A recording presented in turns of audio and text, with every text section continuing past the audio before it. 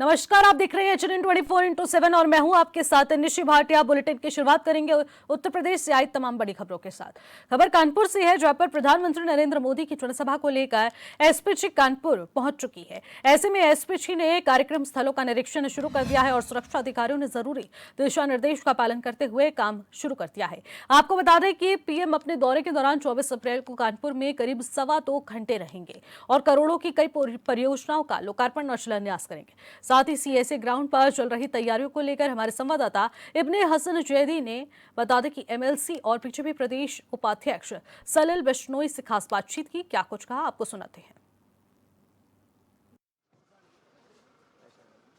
24 अप्रैल को देश के प्रधानमंत्री नरेंद्र मोदी का कानपुर दौरा प्रस्तावित है। हम आपको उसी जगह पर खड़े हैं जहां पर उनकी रैली होनी है। हम वही जगह आपको दिखा रहे हैं जहां पर अगर हम तैयारियों की बात करें तो यहां पर युद्ध स्तर पर तैयारियां चल रही हैं। हम आपको दिखा रहे हैं कि इसी ग्राउंड पर देश के प्रधानमंत्री आएंगे और आने के बाद यहाँ से वो कानपुर वासियों को अगर बात की जाए तो सैकड़ों करोड़ रुपए की यहाँ से सौगात देंगे। उसमें जैसे अगर बात की जाए तो नवेली पावर प्लांट है, पनकी पावर हाउस है और अगर हम बात करें तो वो अंडरग्राउंड मेट्रो की भी कानपुर वासियों को सौगात देंगे। हमारे साथ इस वक्त सलिल बिश्नोई जी हैं जो एमएलसी हैं और प्रदेश उपाध्यक्ष भी हैं भारतीय जनता पार्टी के। वो इस वक्त हमारे साथ यहाँ पर खुद मौजूद हैं, हम उनसे बात करेंगे।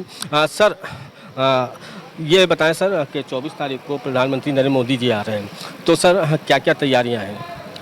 देखिए, प्रधानमंत्री जी का 24 तारीख को कानपुर का दौरा होने वाला है और उसमें 20,000 करोड़ की योजनाएं कानपुर के विकास के लिए प्रधानमंत्री जी घोषणा करने वाले हैं। और विशेष रूप से जो नवेली लिग्नाइट पावर हाउस घाटमपुर में तैयार हो गया है, पनकी पावर हाउस का नया प्लांट चालू हो गया है और कानपुर मेट्रो का सेकंड फेस हो गया है जो अंडरग्राउंड होके नएगंज तक जोड़ता है। और मेट्रो प्रशासन का कहना है कि बहुत जल्दी वो कानपुर सेंट्रल रेलवे स्टेशन से जोड़ देंगे। सर, कल तो आप मुख्यमंत्री जी के साथ आपने यात्रा भी करी है? बिल्कुल, यात्रा की और बड़ी सुखद यात्रा रही और बड़े आश्चर्य के साथ हम लोग देख रहे थे कि हमारा कानपुर किस तरह से बदल रहा है। हम कभी कानपुर में तांगा इक्का चलते हुए देखा करते थे और कल हमने कानपुर में मेट्रो अंडरग्राउंड चलते हुए ही देखी और इतनी सुविधा के साथ कि महसूस ही नहीं हो रहा था कि हम अंदर सुरंग में चल रहे हैं। और वहाँ से जो कानपुर की हरियाली दिखती थी वो हरियाली भी बड़ी सुंदर लग रही थी। तो ये कानपुर के बदलते हुए स्वरूप के हम और आप सभी लोग साक्षी हैं। सर, कल मुख्यमंत्री जी टिकट भी मांग रहे थे विधायकों से।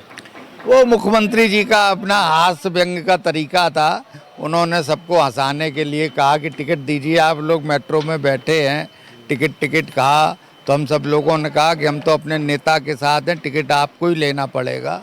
तो ये हंसी मजाक एक प्रयास का माहौल था और उसमें उन्होंने ये सारी बातें कही। सर, अगर बात की जाए पनकी पावर हाउस की और या हम बात करें नवेली पावर प्लांट की, तो सर इससे जनता को क्या सुविधाएं खास मिलेंगी? देखिए, जो वैसे तो बिजली की सप्लाई बहुत अच्छी हो रही है। हम शहरों में 24 घंटे, कस्बों में 22 घंटे, गांवों में 18 से 20 घंटे की सप्लाई दे रहे हैं। लेकिन इन 2 पावर प्लांटों से कैपेसिटी बढ़ने के बाद हम और पावर की सप्लाई में अपने आप को आत्मनिर्भर बनाएंगे और निश्चित रूप से कानपुर क्षेत्र को इसमें कुछ लाभ मिलने वाला है। सर, प्रधानमंत्री जी आएंगे 24 अप्रैल को, क्या वो मेट्रो में जाएंगे, वहां पर जाके इनॉग्रेशन करेंगे, उसका लोकार्पण करने के बाद सुरक्षा की दृष्टि से ये तो प्रधानमंत्री का अपना पीएमओ निश्चित करेगा कि प्रधानमंत्री कहाँ जाएंगे कहाँ नहीं जाएंगे। लेकिन हमें ऐसा लगता है कि इस टेक्निकल युग में और एआई के युग में प्रधानमंत्री जी इसी मंच से नवेली लिग्नाइट का और पनकी पावर हाउस का और मेट्रो का उद्घाटन करेंगे। देखिए, ये थे हमारे साथ सलिल बिश्नोई जी, जिससे एक बात तो साफ हो गई जो अभी तक अटकलें लगाई जा रही थी कि प्रधानमंत्री जो है वो मेट्रो में सफ़र करेंगे, वहीं जाके जो है उसका लोकार्पण करेंगे। लेकिन जो हमारे साथ प्रदेश उपाध्यक्ष भारतीय जनता पार्टी के और एमएलसी सलिल बिश्नोई जी हैं, उन्हीं ने साफ तौर से बताया कि ये इलेक्ट्रॉनिक युग है। यहाँ से वो जो सभा करेंगे तो यहीं से ही वो अगर बात की जाए तो वर्चुअल तीनों ही जगह का लोकार्पण कर देंगे। कैमरा पर्सन शशांक शुक्ला के साथ इब्ने हसन जैदी। गोंडा में पूर्व सांसद बृजभूषण शरण सिंह ने पश्चिम बंगाल के मुर्शिदाबाद में हिंसा को लेकर अपनी प्रतिक्रिया जाहिर की है। उन्होंने राष्ट्रपति शासन लगाए जाने की मांग पर कहा कि 8000 ऐसे गांव पश्चिम बंगाल में हैं जहां पर एक भी हिंदू नहीं बचा है। सब हिंदू आज पलायन कर चुके हैं। बंगाल में अब राष्ट्रपति शासन के अलावा कोई रास्ता नहीं है। वहीं कांग्रेस नेता राहुल गांधी पर निशाना साधते हुए उन्होंने कहा कि राहुल गांधी कांग्रेस के नेता है और उनको स्वयं की विचारधारा आज देश के लिए नहीं बची है। वो किस रास्ते पर चलना चाहते हैं, उनकी कोई विचारधारा बची नहीं है। राहुल गांधी अब क्षेत्रीय पार्टी के खिलौने बन चुके हैं। क्षेत्रीय पार्टियां जो मुद्दा उठाती है उसी का राहुल गांधी समर्थन करते हैं। आगे उन्होंने कहा कि राहुल गांधी को अपना विचार पश्चिम बंगाल में हो रही हिंसा को लेकर स्पष्ट करना चाहिए, जिससे कि आखिरकार राहुल गांधी की क्या विचारधारा है। वहीं सपा सुप्रीमो अखिलेश यादव 2027 में इंडियन गठबंधन को लेकर बयान देते हैं। बृजभूषण शरण सिंह ने कहा कि 2027 में सरकार बनाने का तो हर कोई दावा कर रहा है, लेकिन हकीकत सबको पता है।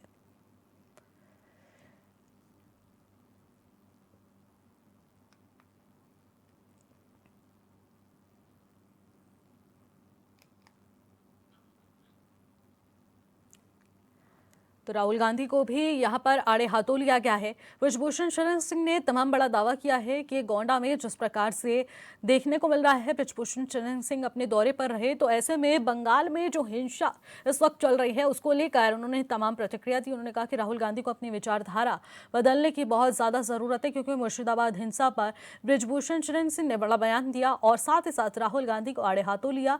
और उन्होंने कहा कि पश्चिम बंगाल में जिस प्रकार से हिंदुओं के साथ अत्याचार हो रहा है, वहां पर ऐसे 8 गांव हैं जहां से हिंदू पूरी तरीके से पलायन कर चुके हैं। अब ऐसे में राहुल गांधी को उनके बारे में भी विचार करना चाहिए, ना कि तुष्टीकरण की राजनीति करना चाहिए। लेकिन विचारों को बदलने की बेहद आवश्यकता है।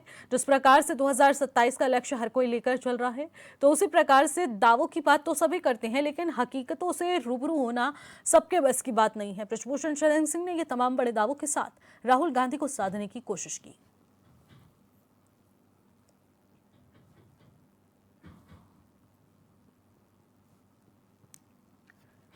तो गोंडा से ये बड़ी जानकारी है। मुर्शिदाबाद में बृजभूषण शरण सिंह अपने दौरे पर रहे, जहां पर लगातार वो एक के बाद राहुल गांधी पर निशाना साधने की कोशिश करते नजर आए। राहुल गांधी को भी आड़े हाथों लिया और ऐसे में उनकी विचारधारा पर सवाल उठाए गए।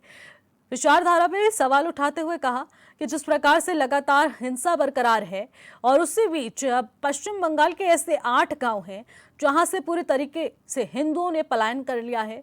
आखिरकार हिंदुओं के साथ पश्चिम बंगाल में किस प्रकार से अत्याचार हो रहा है, उसको लेकर पूरा प्रदेश जानता है कि हिंदुओं के साथ यहां पर क्या कुछ हो रहा है। लेकिन ऐसे में राहुल गांधी अब सिर्फ क्षेत्रीय पार्टियों के हकूकधारी बनकर रह गए हैं। उनको इस विचार पर विचार करने की बहुत ज्यादा जरूरत है कि आखिरकार पश्चिम बंगाल में हिंदुओं के साथ क्या कुछ हो रहा है। ना कि धर्म की राजनीति करनी चाहिए। विशेष समुदाय के लोगों को भड़काने से उठकर यहाँ पर उन हिंदुओं के बारे में भी सोचना चाहिए कि वो किस तरीके से पश्चिम बंगाल में हिंसा का शिकार हो रहे हैं, यानी कि अत्याचार का शिकार हो रहे हैं। वहां पर बहन बच्चियों बेटियों के साथ किस प्रकार से रेप किया जा रहा है, अत्याचार किया जा रहा है, मारपीट की जा रही है, हिंदुओं को प्रताड़ित किया जा रहा है। ऐसे में इन सब पर सोचना चाहिए, विचार करना चाहिए। 8000 गांव ऐसे हैं जहां एक भी हिंदू अब नहीं बचा है, पलायन कर गए हैं। और भारत सरकार जो केंद्रीय बल वगैरह भेजी है, उसको वहाँ की सरकार लागू नहीं कर रही है। तो इसमें एक ही रास्ता बचता है कि राष्ट्रपति शासन वहाँ पर लगना चाहिए और जो अपराधी हैं उनके खिलाफ कार्रवाई होना चाहिए। अब बंगाल में राष्ट्रपति शासन के अलावा और कोई रास्ता नहीं है।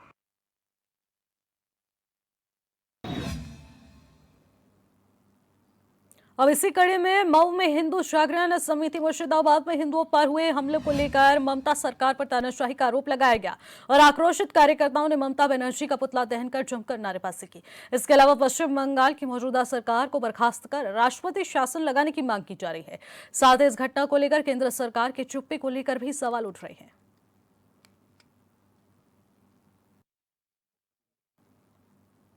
पश्चिम बंगाल में ममता बनर्जी की सरकार तानाशाही पे उतर आई है। लोकतंत्र नाम की वहाँ कोई पे चीज़ नहीं रह गई है। यह सरकार हिंदुओं का उत्पीड़न कर रही है, हिंदुओं की अस्मिता के साथ खिलवाड़ कर रही है। उसके विरोध में हम लोग जिलाधिकारी महोदय से मिलने आए हैं। महामहिम राज्यपाल को राष्ट्रपति को संबोधित ज्ञापन देने आए हैं। आज इस धरती पे हिंदुओं का इतना बड़ा जघन्य अपराध हो रहा है, बंगाल की धरती पे और भी देशों के अन्य कोने पे हो रहा है। इसकी आवाज़ कोई उठाने वाला प्रथम व्यक्ति है तो वह है शेर हिंदू जागरण समिति का सुजीत सिंह। और मैं सुजीत सिंह के माध्यम से पूरे देश की जनता को मैं बताना चाहता हूं कि ये जो चिंगारी लगी हुई है, जो आपकी आंखों के सामने दिखाई दे रहा है, पूरे देश पे ये उठेगा। और निश्चित तौर से ये क्या नाम है उसका, ममता बनर्जी की बात छोड़ो, देश के अंदर कोई भी अगर हिंदुओं के खिलाफ अगर कोई कार्रवाई करता है, जघन्य अपराध करता है, उसकी लड़ाई हम पूरे भारतवर्ष के तौर पर लड़ेंगे। हिंदू समाज की अस्मिता और सम्मान के लिए हिंदू जागरण समिति बनाई गई है। हम धन्यवाद देना चाहते हैं हमारे हिंदुओं के रहनुमा और हिंदुओं के हृदय सम्राट के तौर पर, जिनको 2005 के मऊ दंगों से जाना जाता है और उसमें जितना हिंदू समाज के लिए इन्होंने किया है। भाई सुजीत सिंह जी, मैं चाहता हूं कि सुजीत सिंह जी के लिए मैं हिंदू समाज को आभार व्यक्त करना चाहिए। मुगल आक्रांताओं द्वारा हिंदू समाज पर जिस तरीके से उत्पीड़न होता था, जो सेकुलर लोग हैं जो कहते थे कि ये सब गलत बात है, अगर उनको देखना हो तो जाके कश्मीर को देखें, जाके बांग्लादेश को देखें, पश्चिम बंगाल में जिस तरीके से उत्पीड़न हो रहा है उसको देखें, और जिस तरह से ईसाई मिशनरीज यहाँ अपने कदम फैला रही हैं, और उनके लिए हिंदू जागरण समिति पूरा पुरजोर विरोध करेगी, कदम कदम पर एक कदम बढ़ने नहीं देगी। फिलहाल इन खबरों में बस इतना ही। आप देखते रहिए HNN 24/7। नमस्कार।